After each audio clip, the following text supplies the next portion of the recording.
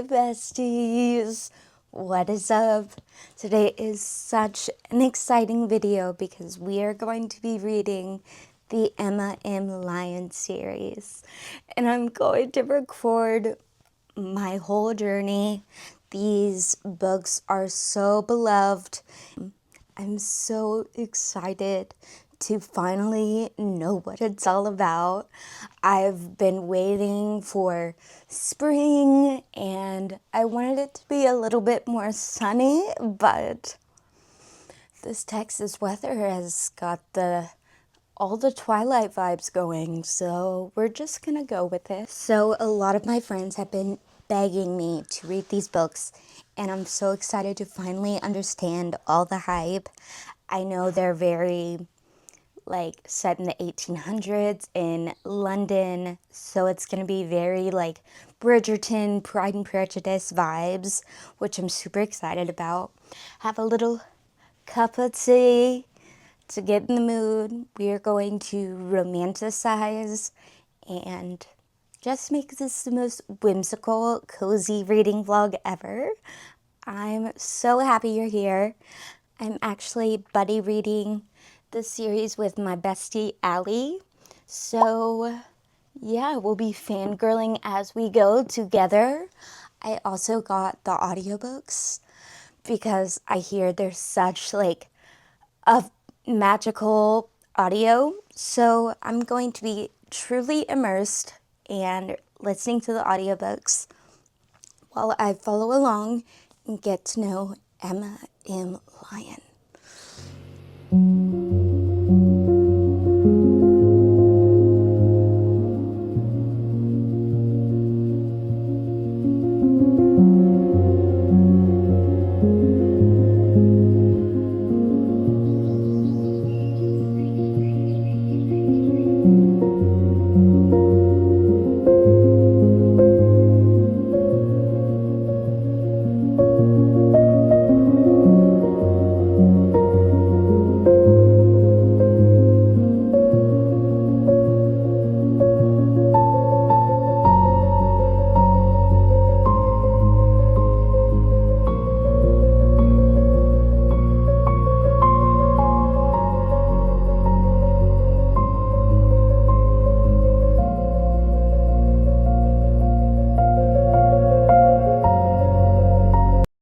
Hey besties!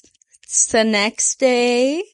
I'm fresh out the shower. I had PJs on. I was like, you've been wanting to wear this cute little dress for your video. It goes perfect with the books. So I did have a little photo shoot. Played a little dress up, even though I'm not going anywhere. I feel like my younger self just playing dress up in my room. And I feel like a princess in this dress, so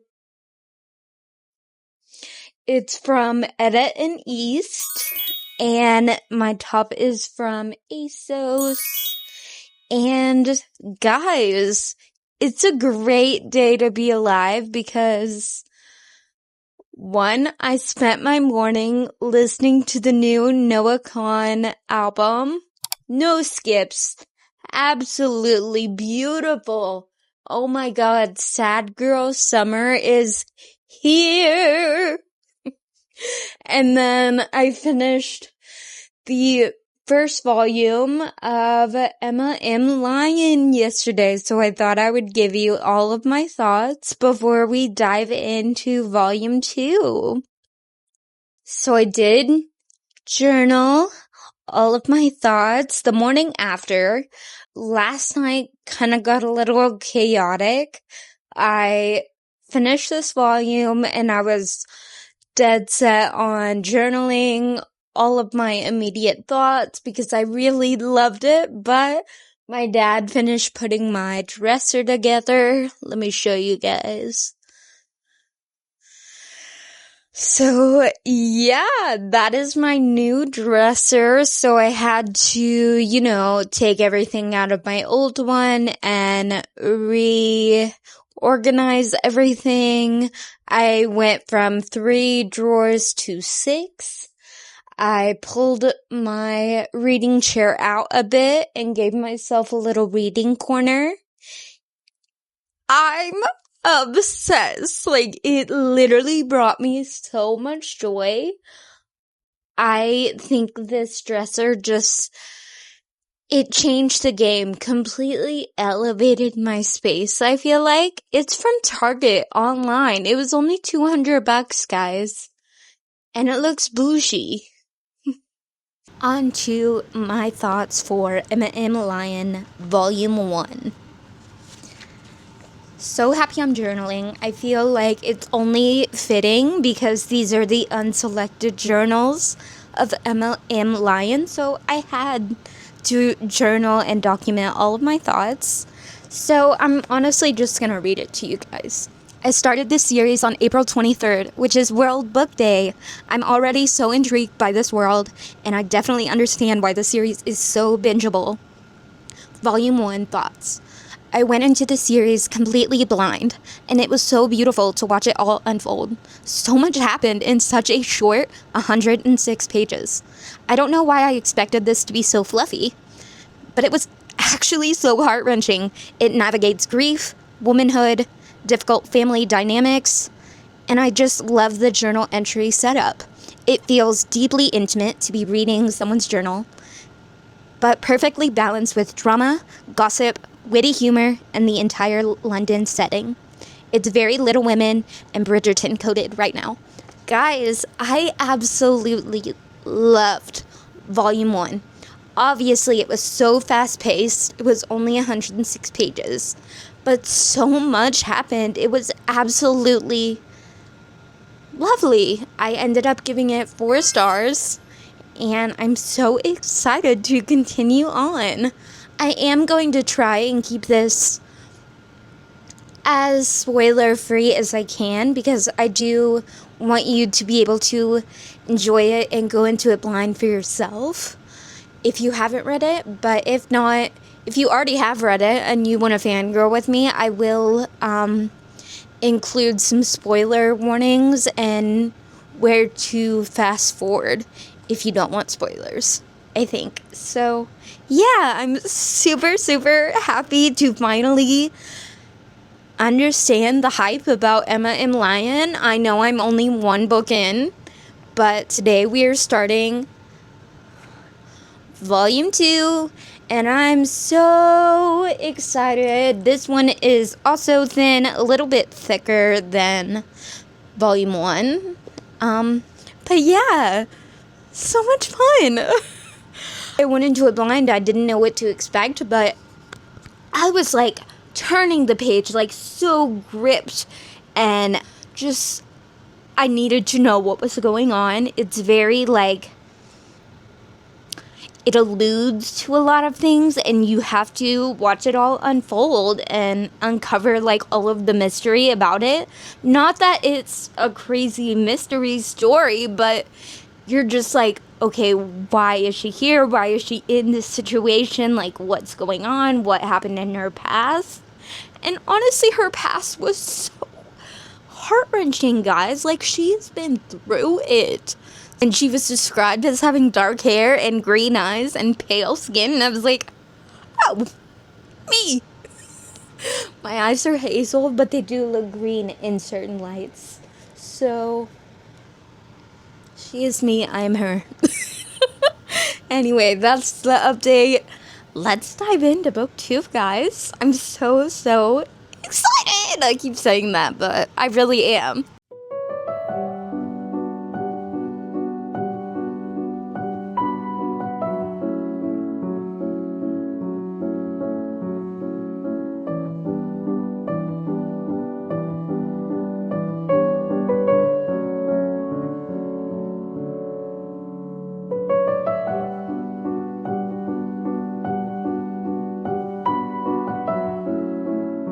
Hello, friends. It's been a minute since we've chatted. I'm in a much cozier Sunday outfit. Last time you saw me, I was in a dress. But it's been a super chill Sunday, and I just spent the day finishing up volume 2, and it was an absolute delight. And also ignore the pink light. My light is pink right now, and I don't feel like changing it. But no, this was so good. Honestly, yesterday I read like 30%, and then I went and wrote down all of my favorite quotes in my journal, and it was so fun. And then today I just got lost in the world. Honestly, it was so good. I laughed out loud multiple times. This is truly becoming such a special series, and we're only 2 volumes in, guys. It's going to be a forever favorite, and I just love when you can feel that. But anyway, I thought I would read you my journal entry. Volume 2 thoughts. I've been giggling and kicking my feet the whole time. It's so charming and an absolute delight to experience. There's been absolutely beautiful prose, so I'm gonna include some quotes. And also, this just makes me like emo because... Did I drop something? Yes. Because I don't have the best handwriting, and so I feel like dedicating myself to this and, you know, being able to look back at all the quotes and stuff, like, it just feels like so much more imprinted in my mind. Having it, like, immortalized, if you will. Have no fear, Miss Lion. You've become one of my favorite members of the parish. Your sins are absolutely marvelous. Well, a good morning to ya. Young Hawks, oh my god, I love him. The day you simply survive, Emma Lion, is the day I will go beg in the park. Roland. And then this was Arabella. I love this quote. It was so real. I love seeing this side of her. And I watched you fall in love with Maxwell, and he with you. Almost envious that you were capable of such emotion. You can feel deeply, in love with all your heart, but I do not and cannot. My heart has never bothered with anything but to beat a little faster at a beautiful fabric. And sorry if you see Nellie just flying in the background. And then I love how every time she describes the tenant, it's symbolic of a thunderstorm. It was what a storm would look like if it took human form. Looking up just as we were passing, our eyes met. He sounded like distant thunder. His eyes were like a shot of silver. His eyes were very well like lightning. And these are like not all in a row. Like I just kind of made a list of all the ways she described him throughout. His deep voice spread like... Oh my god, guys, I love this quote. Listen to it. His deep voice spread the words out evenly, like jam on a piece of bread. Volume 2 was an absolute delight. We got to see many characters, and I was genuinely surprised to see Emma has surrounded herself with an abundance of charming men. The Tenant, Roland, Young Hawks, the Duke of Islington, and even Cheeky Jack. Anyway, I thoroughly enjoyed this one. I ended up giving it 4.5 stars, and I'm so excited to continue. The next few days, I wasn't able to read, but I did write a lot of letters to my friends, long distance, and I felt so Emma Lion coded by writing correspondence to my friends. I welcome May, and now we're about to dive into Volume 3. Obviously, the best feeling is marking a book as finished, but it also is very fun to do currently reading. So, it is finally time, guys. We are continuing. I even matched my sweater to it because you know how it is. I wanted this video to be super cute, springy, whimsical, and so I'm so excited. It's been honestly about a week since I finished Volume 2, and life has just been busy. I also was reading Caraval for the first time with my friends. They'd already read it, so they were experiencing me reading it for the first time. And I wrapped it up today, and I was so excited. I like literally marked Caraval as finished.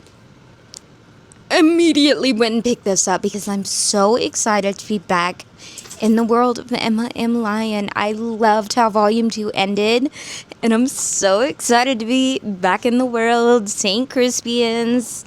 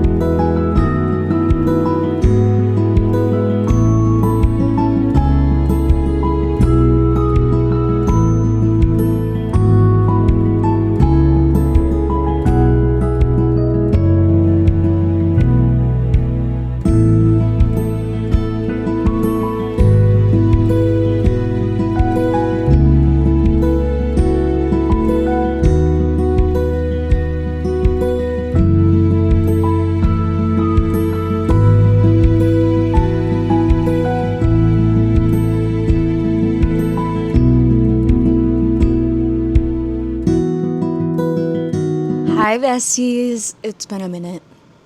Okay, couple days. I read a little bit this morning, and then I took a nap all before noon. It's still before noon, by the way. I'm about to dive in, and I really, really want to finish Volume 3 today.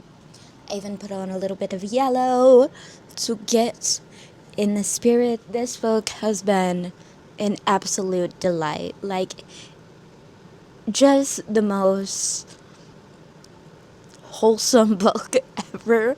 Like, her humor is unmatched, and the way she writes is just so... I don't even have the words. Like, I don't have the insane vocabulary that Miss Lyon has, but it has been such a joy to experience and watch it all unfold. Right now, they're like on a scavenger hunt to find clues for tickets to Julius Caesar. And her notes back and forth with the tenant are just, they got me giggling and kicking my feet, guys. Like, he literally was like, this is the most ridiculous place I've ever lived. And she was like, isn't it? That's why we love it, I suppose. And it's ridiculous, it's unserious, but it's so entertaining and super busy, I feel like. And today, home alone, my brother's here, but he don't need me. I just have uninterrupted reading time, and it's literally everything I've been wishing for the past few days. Not that I don't love, like, you know, socializing and hanging out with people, but I need this alone time. I need my solitude to reconnect to who I am. I love spending time in my own company, and yeah, so let's do it.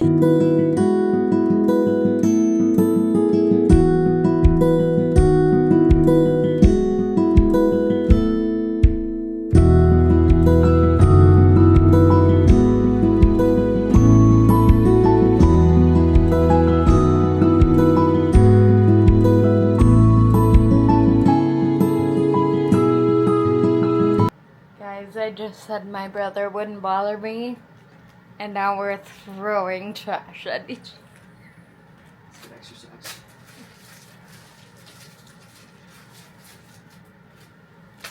There you go.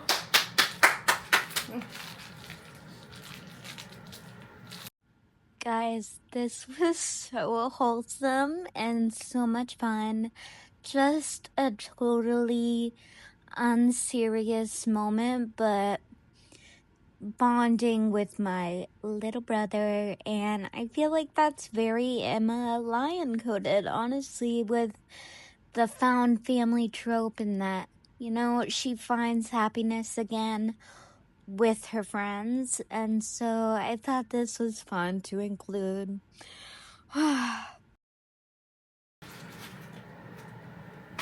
So bad.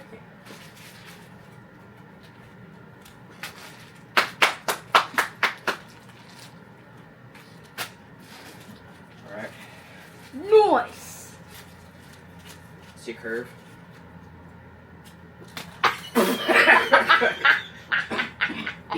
Curve, and it's just dead straight. That did curve. It curved. It curved into your face. It was the straightest. No, it was that arc on it.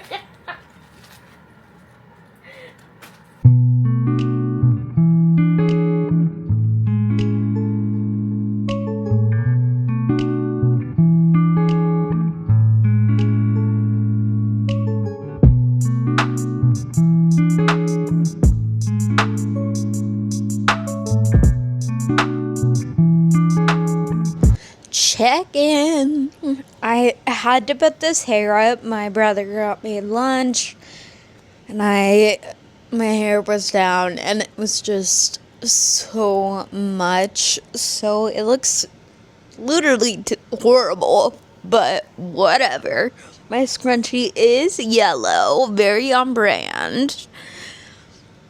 Update, check in. Oh my god. Yeah, I said it was all fun and shits and giggles. Yeah, immediate pain. It got so deep and so vulnerable. And I love that this series can do that. It can be so unserious and silly one moment, and if that's not the beautiful reality of journal entries, one day it's so funny and unserious, and the next you're just like mourning and grieving. And this is not really a spoiler, but if you don't want to know anything, fast forward to this timestamp. She lost her first love, Maxwell, when in war, and the tenant, Mr. Pierce, was doing like photography during the war, and he never met him specifically, but like he knows that grief. The moments with him are so deeply intimate. It's so romantic. Like, because when you are grieving, you know, it makes people uncomfortable, and most people just send you thoughts and prayers and don't really want to talk about it. But it was the anniversary of his death, and he was looking for her, and she was in her room, so she went down to the salon to find him, and he just says, "Tell me about your friend." And she talks for hours, just telling the story of his life. And it was so beautiful. And I'm going to read you a couple quotes. "When I entered, the room was still in flux. Things here and there, boxes scattered, odds and ends in piles. I didn't mind. It looked how I felt. Or rather, feel, present tense, more than I admit." Like what? Hours passed, slowly, halting, as often as my words did. All the while Mr. Pierce worked steadily, his brow furrowed, his mind seemingly elsewhere. But when I said anything clever or mischievous, a smile whispered across his face, the proof of his attention. "Bro!" "I make a go of it when I can. It's not my disposition to. What I mean to say is, I learned a long time ago that my happiness has to be separate from things beyond my control." "Admirable," he said, as if he didn't believe me. "Necessary," I answered, feeling the need to defend myself. "Most of us understand that in theory, but we don't do it half so well as you seem to. It isn't in my nature to choose sadness, if I can help it," I said, shrugging to excuse my failure today. "Gloomy days stand in their place, but there is too much," I waved a hand about. Too much of everything else, I suppose, to live under them. And yet you carry about your ghost, he said. You look for him over your shoulder. I took my breath in quickly. His words hurt in the way that truth does when you wish it was a lie, but no, you cannot claim it to be. It's not a criticism, Mr. Pierce continued. Then what is it? I replied stiffly. It's a hope that you don't have to carry the dead for very long. If any other had spoken those words, I would have... Well, I'm not certain what I would have done. But the map I had drawn him of Maxwell, the confessions of the afternoon, mine in word, his in silence, allowed for him to say such a thing. I carry more ghosts than you can imagine, Miss Lyon. I know the weight. It is no life. I was slow to answer the honesty of his confession, but when I did, I made the fool's promise of, I will be myself tomorrow.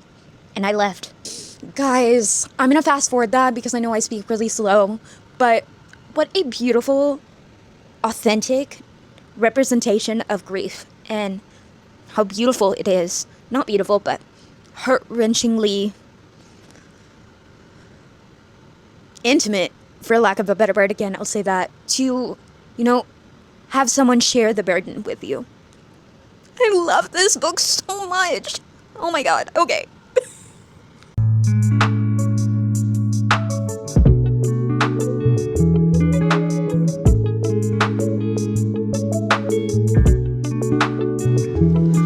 Good morning, besties. It is the next day. I finished volume 3 last night.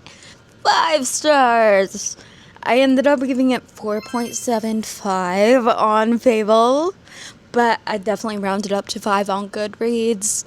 I mean, it's so good. I'm having the best time ever, and I'm so excited to start volume 4. We are dressed pretty chill today. I'm going to hang out and have a sleepover with my friends tonight. So, wanted to wear my new Noah Khan shirt. This is going to be the last book in this video. I'm doing this in a 2-part series. And yeah, I'm super excited to finally get this up for you guys. And last night, I entered flow state when it came to journaling my thoughts. It's not that crazy as it looks. But I thought I would read you my volume 3 thoughts. Just realized I probably should have recorded this journey in a separate journal because I have completely avoided my real life reflections. I literally have not journaled since I started. But I think after volume 4, I'm going to catch up my journal on my personal life and then dive back in. But I should have done it in a separate journal. Oops. Just finished volume 3. It's May 7th, and Emma M. Lyon's summer was so addicting. It truly felt like scandalously. Is that a word? Scandalously. There we go.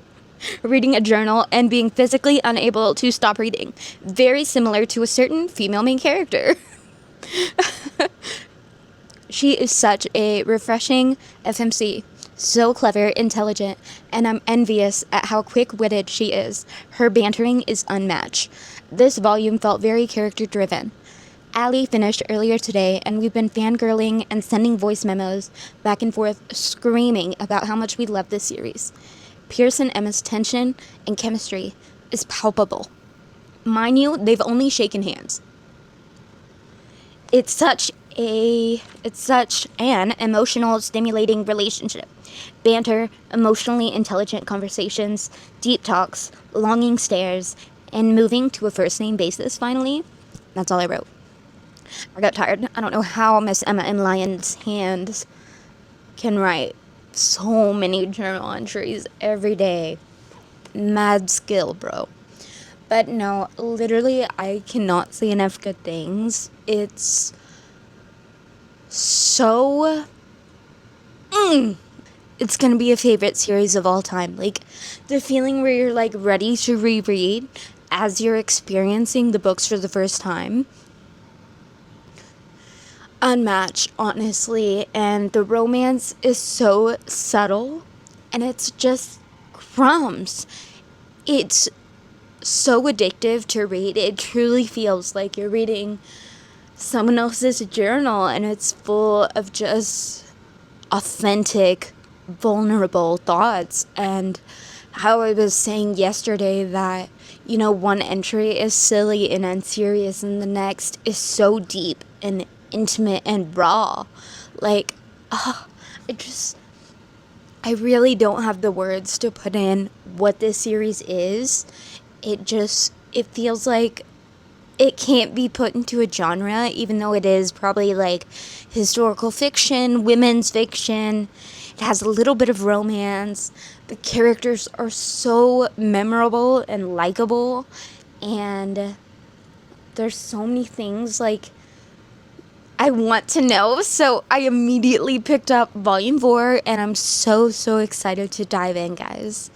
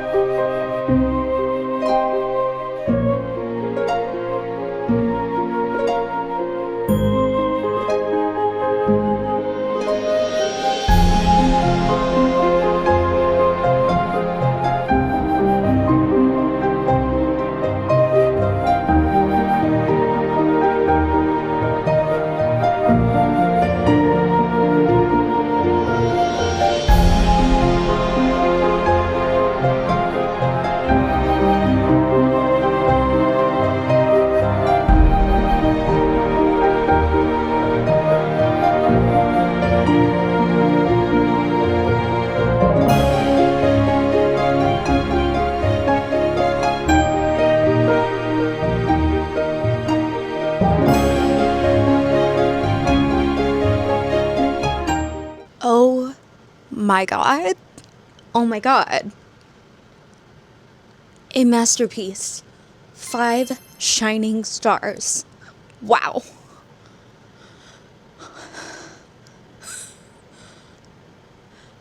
I cannot begin to explain to you how endearing and magical and special this series is to me.